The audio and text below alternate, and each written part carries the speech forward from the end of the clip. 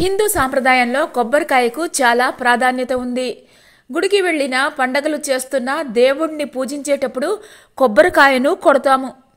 రామాయణ మహాభారతాలలో కూడా కొబ్బరికాయకి గొప్ప ప్రాధాన్యత ఉంది. కొబ్బరికాయను మనిషి తలకి ప్రతీకగా భావిస్తారు. కొబ్బరికాయపై ఉండే పీచు మనిషి జుట్టు, గుండ్రని ఆకారం మనిషి ముఖం.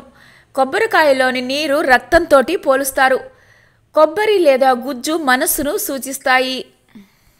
దేవుడికి కొబ్బరికాయ కొట్టినప్పుడు కుళ్ళిపోతే మంచిదా లేక అపచారమా అనే సందేహం చాలామందికి వస్తుంది. ఇలా జరిగితే కీడు సంభవిస్తుంది అని ఆందోళనకు గురవుతారు. కొబ్బరికాయ కొట్టినప్పుడు అది బాగా తెల్లగా ఉంటే, తీర్థం తీయగా ఉంటే చాలా సంతోషపడతారు.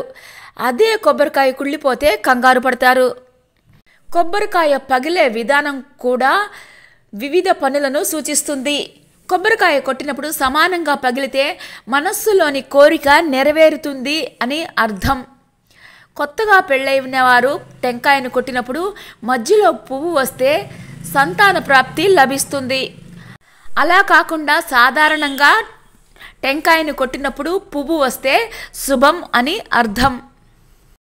టెంకాయ నిలువుగా పగిలితే త్రిమూర్తులు దీవెనలు ఉంటాయి.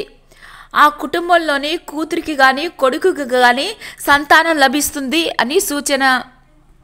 కొబ్బరికాయ కుళ్ళిపోతే ఎలాంటి ఆందోళన చెందాల్సిన అవసరం లేదు, అసలు ఏమీ కాదు, చింతించాల్సిన అవసరం లేదు అంటున్నారు జ్యోతిష్యులు.